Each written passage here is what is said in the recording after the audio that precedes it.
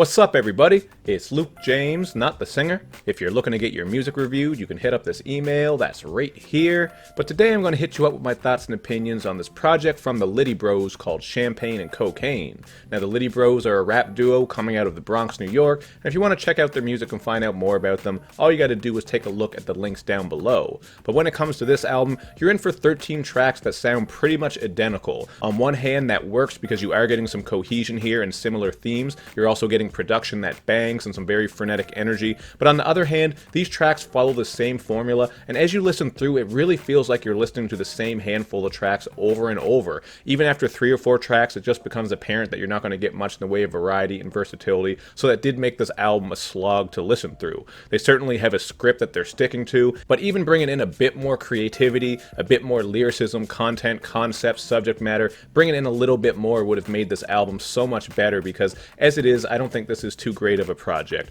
With the lyrics and content, you're mostly getting your typical brags and macho bars about material goods, drugs, and bad bitches, so as you listen through, you're going to pick up on plenty of cliches. They're riding dirty and rocking all gold everything on Los Palos Hermanos, dropping a druggy anthem with Party Instead, getting money on the aptly titled Getting Money, and addressing the haters on Must Be Nice, just for a couple of examples. To be fair, all these themes are common in hip-hop, everybody is rapping about this type of stuff, but they're not really taking any unique approach to it. The lyricism on here isn't great, and one of the most glaring issues with this project is the mixing, man. Right from the first track all the way through to the end, the mixing on this is so bad that it's immediately worth a couple deductions of points, man. You really got to mix your shit better when you're coming through to drop a project for everyone to listen to. That's not me being rude, I'm just saying the mixing here really is not cutting it, man. It immediately lowers the quality of the project, and for a lot of listeners, as soon as they hear 1 or 2 tracks, they're just not going to want to listen to the rest because it's not bringing anything that's overly fresh or unique, and the audio quality isn't there, which is too bad. So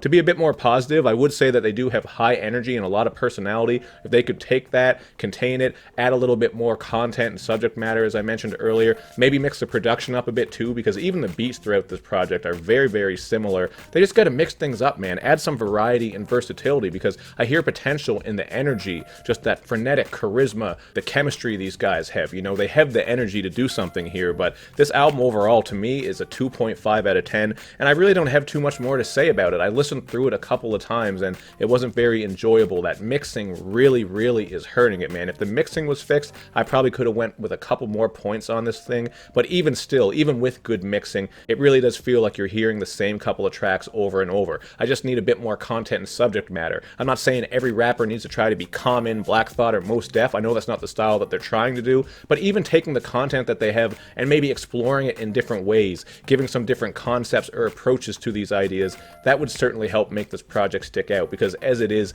it's all very straightforward. There's nothing overly clever or fresh happening here, and again, that mixing, man, that mixing and mastering really is the killer of this project and a big reason as to why it's getting such a low score. But that's all I got to say on this one. You guys can check it out for yourself and then hit me up in the comment section with your thoughts and opinions, and of course, make sure you do that good YouTube and social media stuff where you show me love and you show me lots of it.